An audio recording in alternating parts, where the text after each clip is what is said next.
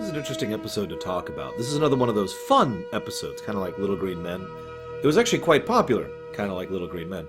A lot of people enjoyed doing it, both in terms of the actors and the directors and the set designers and the music, but also a lot of fans also really appreciated this as well. In fact, for a long time, people were really curious why this didn't become a recurring element. Well, funnily enough, you know how we only got two Moriarty episodes over on TNG? Same reason. In fact, I believe same exact reason, because it was MGM in both cases, if I'm not mistaken. I know it was MGM in this case. There's this bit towards the end of the episode where Bashir's like, "Oh yes, we definitely haven't seen the end of Julie and Bashir." No, we had. That is the end of it. Because MGM sent them a very strong letter. We've never actually learned the specifics of the legal judo that happened, but based on what happened, I would imagine that Paramount probably paid a fine and then agreed to never touch this again. So anytime they reference this program again, they do it so vaguely as to completely avoid any legal entanglement. So naturally, this is why we need to bomb MGM off the face of the planet, because twice now they have ruined good story arcs in Star Trek. Although I suppose we could say the same about CBS, too. So let's just bomb all the companies. We'll start over again with a new society, a better society. Sometimes when the house is so filled with termites, you must tear the house down. This was a 9-day shoot episode. If you don't understand the significance of that, I've actually talked before about how your average episode shoot length is about 5 to 7 days. That's the amount of time most episodes take, not, of course, counting post-processing or anything like that. That's the actual shoot time. 9 episodes was actually kind of a record at the time. And as I've pointed out before, some of the episodes, including Shades of Grey, had an absolutely ludicrous 3 days shoot time, which, again, really, really limiting. So you can understand how having that extra time kind of showcases it. And to be perfectly blunt, I think it shows. I mean, this is obviously a very troubled and difficult shoot, very expensive, too. But it's a great episode, my opinion, of course. As ever, I'm curious what other people think. See, that's part of the problem. I imagine most people who are here for Star Trek and don't care about, other stuff probably didn't enjoy this episode. I can't speak for you guys, though. I'm just curious. As ever, like to hear your guys' thoughts. So, excuse me. So this is a holodeck malfunction episode, which, if you're paying attention, is basically one of the first times they've done that on Deep Space Nine. In fact, all the people involved were really hesitant about doing this episode because it's a holodeck malfunction episode, which started out as an interesting idea that very, very quickly became a cliche. And then, well, let's be honest, the holodeck malfunctions isn't a bad idea in its own right. It really isn't. I think we can all acknowledge this as adults. But I think the problem is so many of the holodeck malfunctions episodes are either silly, stupid, or actively bad, or some combination thereof. And that's the problem. I mean, sure, the Moriarty episode's great, right? How about Fistful of Datas? just to immediately jump to the next possibility there, right? I'll give my thoughts on the holodeck malfunction in just a second. I do think it was a mistake, but I'll get to that in just a moment. So, Garrick hops on board, and I started writing my notes before he even finished talking. And the first thing I wrote down is, why is violating privacy when it comes to holodeck still just such a normal thing? If you've been paying attention, I've been complaining about this all over the place on TNG. This was a thing in Voyager, too. People would just barge on in, hey, what's going on? Ignoring the obvious sexual connotations that can exist on the holodeck, especially the holosuite, it's kind of understandable why someone doesn't want their privacy invaded by someone just kind of barging in the middle of something. Like, even if we take anything legitimately embarrassing out and well, I shouldn't say legitimately embarrassing. Even if we take anything like, sex out and throw that out the window, I don't know what else to call that. Anything romantically entangled, especially if two people go onto the holodeck to have sex, again, So even if we take that as a possibility out the window, which, by the way, that by itself, I think, would be enough reason to not violate privacy on the holodeck. But add into that the idea that as you're on the holodeck, you could be doing something really personally embarrassing, or something you don't want to be open about, or something that you use as a method of venting. One of the first time we ever actually see Barclay is he is using the holodeck as a method of venting against his coworkers. Now, as was stated, there were some issues with that, and Barkley was having some difficulties with that. But imagine if someone just barged in, which actually happened in that episode, and just saw that. Don't you think that would be kind of wrong, just to put that as bluntly as I possibly can? Just to embarrass and humiliate him like that? Just to smack him in the face and be like, hi. How many things are there that you enjoy that you are embarrassed by? Oh, I don't mean like horrible, like whatever horrible, disgusting thing that the internet or you're thinking of because of the internet. I'm not even talking about that.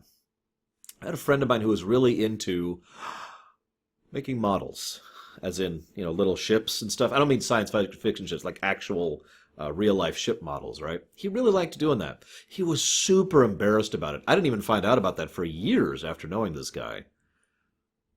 Right? I mean, isn't that an easy thing to understand? How many of you grew up in the 80s and 90s? I'm sure at least some of you did. How many of you found video games to be one of those things that you were kind of embarrassed to be into? I know that sounds like a weird thing to say nowadays since video gaming has become such an accepted medium of entertainment.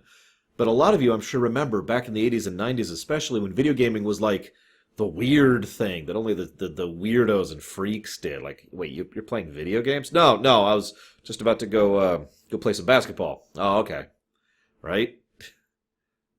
It's not that hard to understand why that kind of privacy is the sort of thing that should be maintained. Now, all this ranting aside, what's funny is in this very episode, he mentions that not only is it rude, it's apparently illegal, and he actually threatens to have Odo come after him. So apparently, in the Federation, in Starfleet, you can violate people's privacy all over the place on the holodeck, but on a Bajoran station, you can't. Of course, we could also argue that part of the reason it's illegal here is specifically because of the other purpose the holosuites used to serve. Garrick kind of forces himself onto the show here, and that's a good thing, because, well, to be completely honest, while this is a fun episode, Bashir by himself probably couldn't have carried it. It is the dynamic between Bashir, the various other caricatures, and, most importantly, Garrick that really helps sell this episode, in my opinion. And the two-part act between the two characters is really, really good. I also feel like Andrew Robinson probably had an interesting time playing the role, since he's basically wearing a suit on top of the Cardassian makeup. I just kind of wonder what that would feel like. An actual suit and tie kind of a suit. Anyway, so he basically forces himself on, and admittedly, I kind of get his perspective here too. He could have gone about this better, but as he himself points out, Bashir has been very, very quiet about this program, and Bashir loves to talk. Like he says, he loves to be open and expressive. He is very much an extroverted person, sometimes annoyingly. That's mostly in the Season 1 stuff. And I point that out because anytime you have a friend who likes to talk about everything but is super quiet about what they're doing on the holodeck or with their free time, you're going to be curious. It's not a judgmental thing. It's not an accusation thing. It's just, what are you up to? Like, right? Is it something weird? No. Okay, then what are you up to? So you can kind of see the interest that Garrick had in getting involved in this one. I also like to think that Garrick probably did a little bit of looking into this before just sauntering on. Notice he already came on in a suit and tie. Probably directly modeled after the one Bashir himself is wearing. So one of the things I love about this episode is that it is an absolutely silly, ridiculous romanticization of the Cold War era spy stuff. A Bond thing.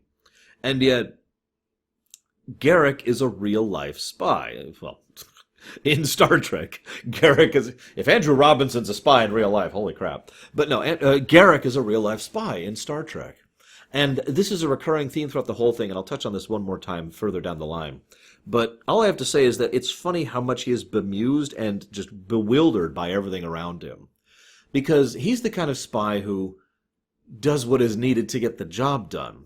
A very dirty, gritty, unpleasant, uncomfortable, harsh, and dangerous exercise. The idea of being able to lounge around in some fancy apartment and just have nice clothes and beautiful women and good drinks and cars and... What? That's not what a spy is. That's not what a spy does. Because Bond is not a spy. Bond is Bond, right? That's the whole point.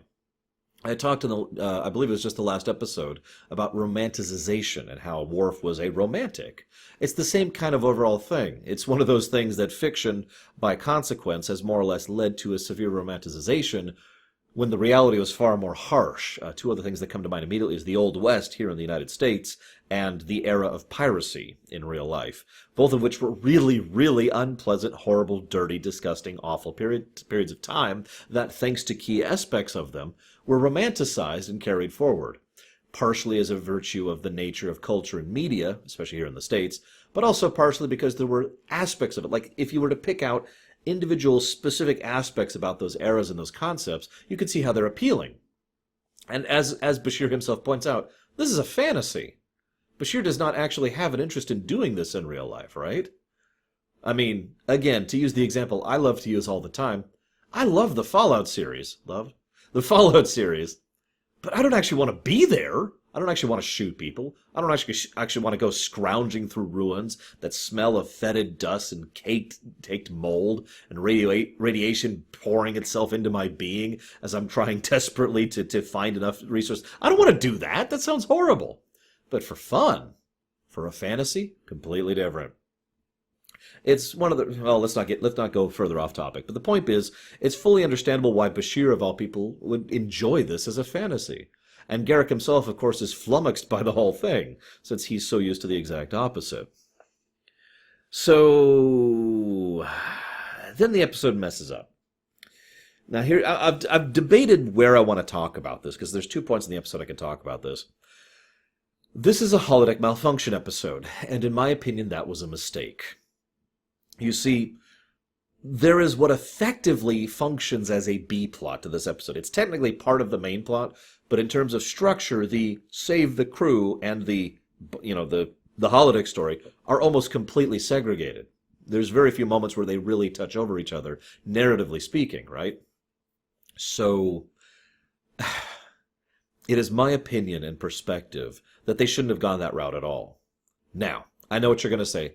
Lore, you're a moron. Why do you constantly say there doesn't have to be a thread of the week? There has to be a thread of the week. Otherwise, what's the point of the episode? You're stupid. Smack and a smack and a smack. So now that you're done smacking me, first of all, I do think that very firmly. In fact, to be completely blunt, I would have been okay if this entire episode was basically just the holodeck program and basically a way to examine an interplay between Garrick and Bashir. I think the strength of that by itself holds the episode. My opinion. I think they don't need a thread of the week. I don't think they need to have any other aspect of it in order to help buoy up the episode. Just have this be Garak, the real spy, and Bashir, the completely fictional spy. There's a lot of character moments that are valid and powerful there, and funnily enough, we only really have 2 of them in the whole episode. You could have done a lot more than that. So it turns out the entire senior staff is off on a runabout, for once they don't take the Defiant. They take a runabout, which has been sabotaged by the True Way. Hands up if you have any idea who the True Way are. Now, how many of you who just raised your hands only know of them because of Star Trek Online? See, the True Way are mentioned twice in all of Star Trek, not counting STO.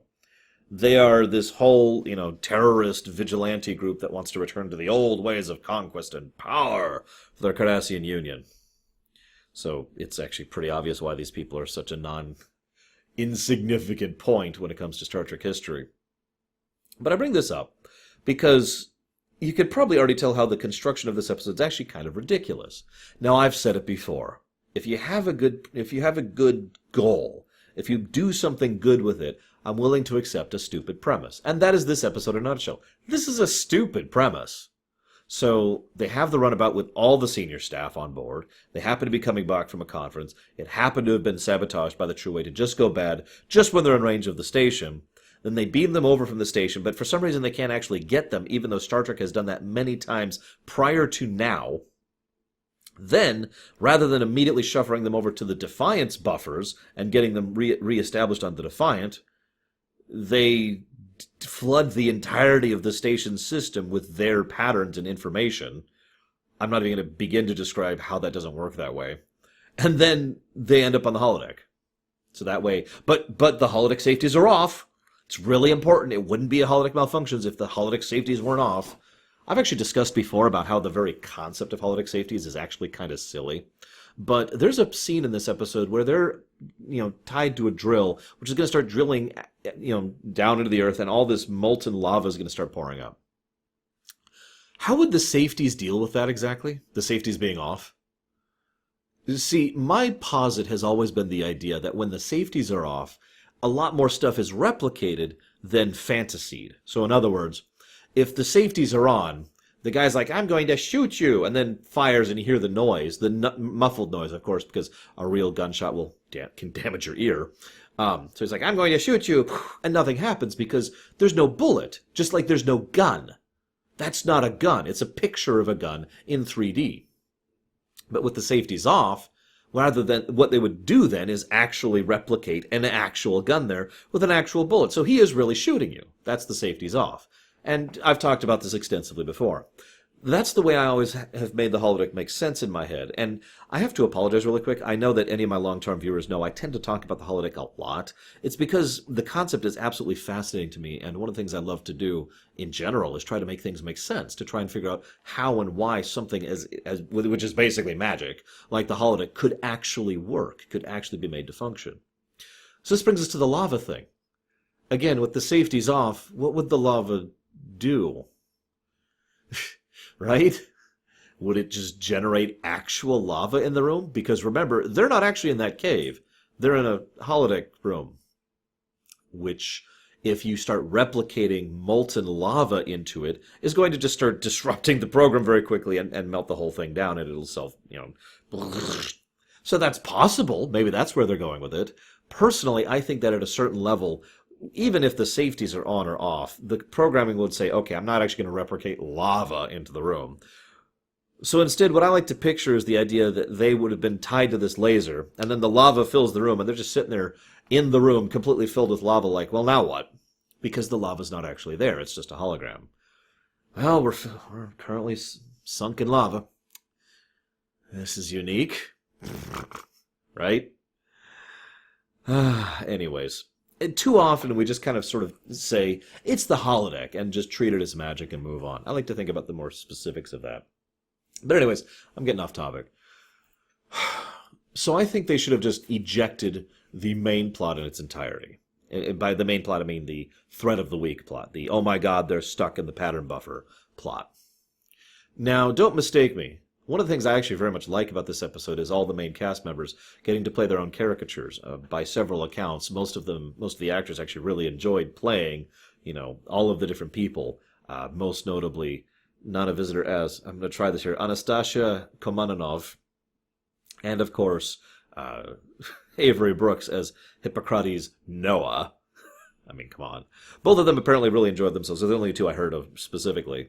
And I'm not saying they shouldn't do that. Quite the contrary. There's plenty of ways to have the actors play the roles, even if it's not the characters playing the characters. Characters playing the roles. Let's put it that way. Make it more simple.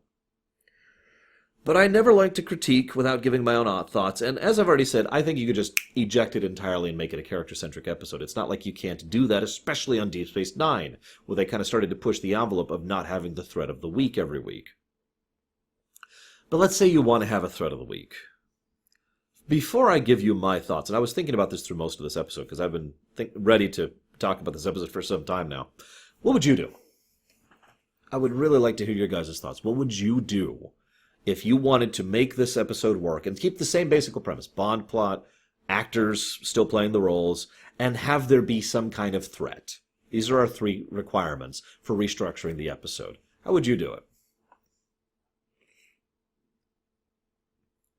I came up with a couple of ideas, but all of them really, like 3 ideas, but all of them really revolved around the same concept. And that base concept was, make this a challenge. So either like I said, the specifics kind of varied, but what it boiled down to is no matter how you look at it, there was never actually a threat of the week. But the episode would be presented as if there was. And towards the end of the episode, you would find out, no, this was never actually, these people were not really in danger. Bashir wasn't really in danger. That wasn't the point. The point was not to show whether or not there was true harm going to be done to these people. The point was not the threat. The point was Bashir and Garrick. So one of the ideas is that Garrick basically fiddled with the program and made it so that it kind of goes this way, and Bashir's like, oh no, we've got to do this thing to save them, or whatever. And then they get to the end, and Garrick's like, yeah, there was the safeties were on the whole time. That was just smoke and mirrors. Basically trying to push Bashir to prove to Bashir that Bashir can't be a real spy, to engineer a circumstance by which he would have to have sacrifice one of the people, have to get one of them killed, and couldn't actually save everyone. And Bashir is the one who would think outside the box and defeat that challenge, thus earning Garrick's respect as someone who could make it as a real spy, right? Now that has some holes in it, and I'll admit that. One of the other variances I thought of was the idea that throughout the whole episode it's presented more or less as the episode is. Oh my God, it's them. Clearly it's their real things or whatever. Clearly I have to get through this, da-da-da-da-da. And you get to the end and it turns out that this was all basically something that Garrick and Bashir had walked into willingly and knowingly. Rather than Garrick reprogramming it, what would be implied is that Garrick came to Bashir off camera and was like, hey, I've been looking at this new program you're doing. It's very interesting. I want to bet that you can't do it right, basically. And basically the idea is that Garrick wants to prove that Bashir can't handle it if he leaves the fantasy realm and the safeties of the holodeck. And so then we have the construction of the episode. And by the end, Bashir proves that he can do it, once again getting Garrick's respect. You can kind of see how it's the same general idea, just a little bit slightly different execution. I had another idea of actually having the members of the Deep Space Nine staff actually being willing to play the roles on board. But the problem was, well, I could see that for several of them. Like, I could see Sisko hamming it up as Noah and enjoying it. And I could see O'Brien being willing to be the foil to Bashir and all that. I can't see Kira, who is adamantly established as anti-holodeck, being willing to put up with this. And I can't really see Worf doing that either. Both of those would just kind of not quite work for me. So that's the only real flaw with that kind of idea. Everyone else, I think, would be completely on board with it. Just my opinion. I bet even Oda would be into it. And as an aside, to prove my idea that you could do this kind of thing without a threat of the week, they actually do this later with, oh God, I can't think of his name, the singer.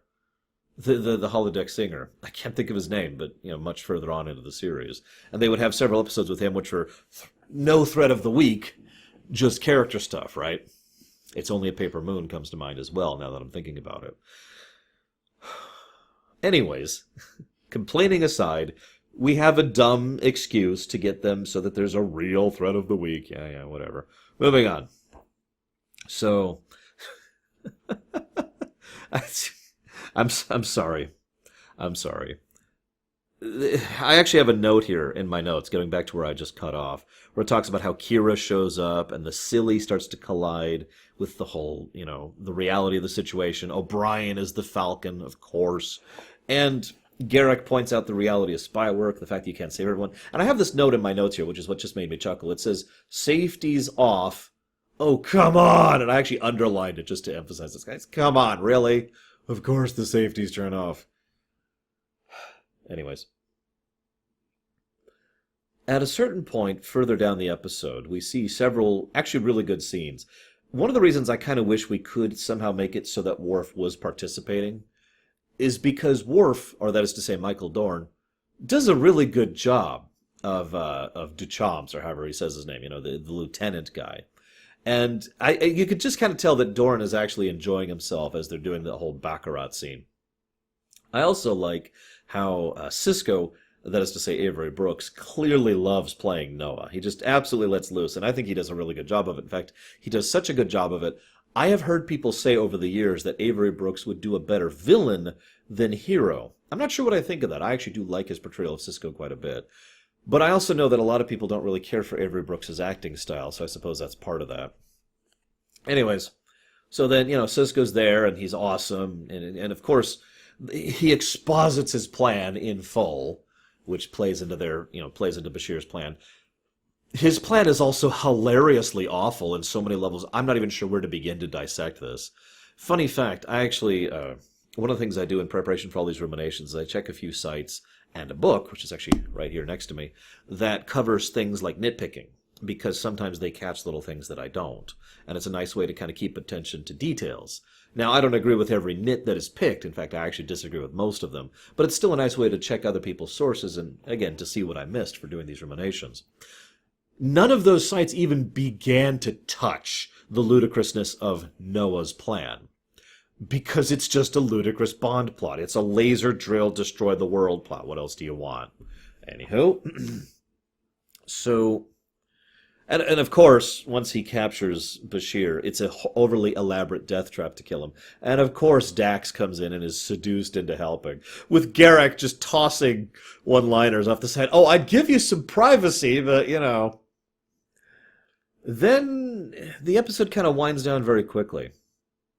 There's this bit where Garrick talks about quitting, about the reason that he's in the business still and so many other people aren't is because he knew when he'd lost and he knew when to bow out. And he knew when to acknowledge that you were defeated. And he also says you would know that if you were a real spy. And there's actually this really great character moment. Garrick insists he has no ego, but I don't think that's quite true. I think at least a little bit of Garrick is bruised by the idea of this farce, the same way any of us would be. Take something you're good at, doesn't matter what. Just pick something that you're legitimately good at, that you have a degree of professional pride in, and imagine that someone is doing basically a mockery of that.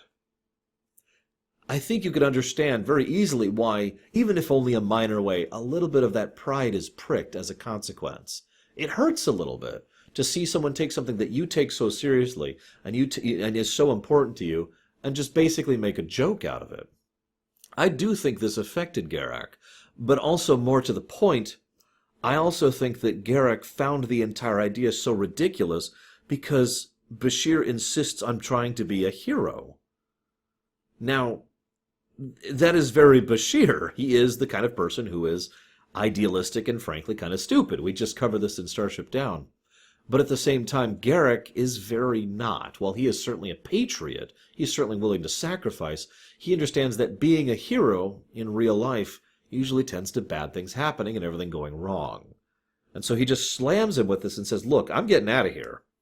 And Bashir shoots him, at which point he never tries again to leave. Did you notice that?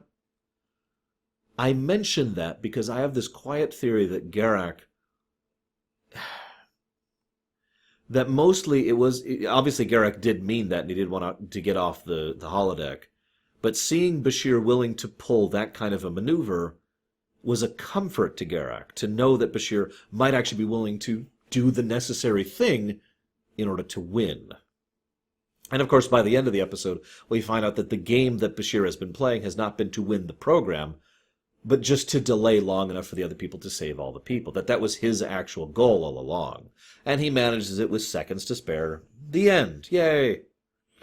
And of course, soon there will be more adventures except for MGM. And that's all I have to say about this episode. Unless you care about spoilers. We'll go ahead and toss the spoilers out right there. There we go. That's too high. Like there. There we go. No. There. I'll give you a second to file out. This episode has always been fascinating to me from a out-of-character, actually more from an in-character perspective. Because remember, Bashir is genetically enhanced. He is quite literally superhuman. Super strong, super agile, super smart. And what I find most interesting about this is this episode lines up almost perfectly with the idea that Bashir is genetically enhanced. And yet we know with total certainty that the creators weren't thinking of that yet. If you've been paying attention, this is not the first time this has come up. There have been multiple times now where Bashir being genetically enhanced makes perfect sense in the confines of the episode, even though it was never intended to be so. We know that that's something that isn't invented until much later from now, and is something that they basically came up on the fly, as an addition to his character. Again, the whole backloaded approach to storytelling. So, think about this episode for a second, though, from an in-universe perspective, where Bashir is genetically enhanced. Again, the show, not tell thing, kind of going back to the last episode. Think about the fact that he is not called Sir Geoffrey Tilworth Flatchflangley, or Bond, or Super Cool Dude, or whatever. Like, his name on the holodeck is Julian Bashir. That's his character name. He had to adjust the program to slide his name into that slot. And he obviously has a recurring series of adventures here. Now pay attention to some of the things he does, and I actually wrote down a couple of examples here. He takes out several people who have him at gunpoint while unarmed. He manages to knock someone out with a precision shot from a champagne bottle with very little prep time. He manages to win a fortune in Baccarat, starting from basically nothing.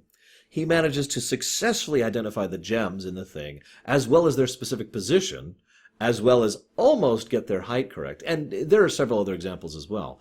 All of these things make perfect sense if you assume that Bashir is genetically enhanced. The idea here, and this would also add to why he cared about his privacy so much on board these holodeck programs, the idea here is that he wanted to be able to actually be himself.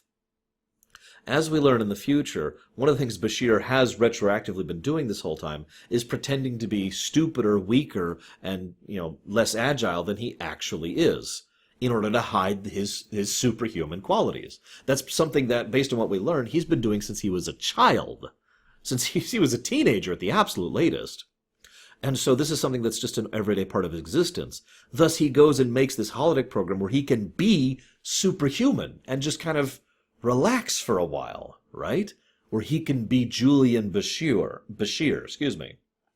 This is also interesting because there's a couple other lines that kind of add to this. First of all, there's this line where he says, this is just a fantasy. I'm not hiding anything. Now, obviously the intent of that line is obvious. Exactly, he means exactly what he said to Garrick. But with the advantage of hindsight and retroactive continuity, we can see that he's being serious. This is just a fantasy. I'm not hiding anything. Because here he can actually stretch to the fullest extent of his abilities. Here, he can actually be appreciated by this fictional organization for being superhuman, rather than hated, feared, and misjudged, as will eventually happen when he is ousted. In fact, he almost lost his Starfleet career, except for a very specific set of circumstances. Just for being genetically engineered, by the way. I suppose also for the fact that he lied about it. But again, even if he had told the truth, he would have just never gotten into Starfleet, because the Federation has a very stark and severe anti-genetic engineering thing going on. And we'll talk more about that when that gets more relevant, because that's a whole other topic. There's also this bit that I want to mention, because as he's going throughout the whole of the episode, Garrick keeps saying, you just want to be a hero, you just want to be a hero. Julian Bashir is quite literally superhuman. And what he wanted more than anything else was to heal people and to help people. Oh, and to play tennis. And I point that out because I really think that Bashir legitimately wanted to be a hero. That he looked at the talents and abilities he had and said, why can't I use these? Right? It is. I actually think that someone of the severe idealism, naive idealism that Bashir has, and the severe desire to adhere to his own moral code, would think it is legitimately wrong to not be able to use his powers and abilities to help other people. Just my own thoughts on the matter. As ever, hope you guys enjoyed. I'll see you next time.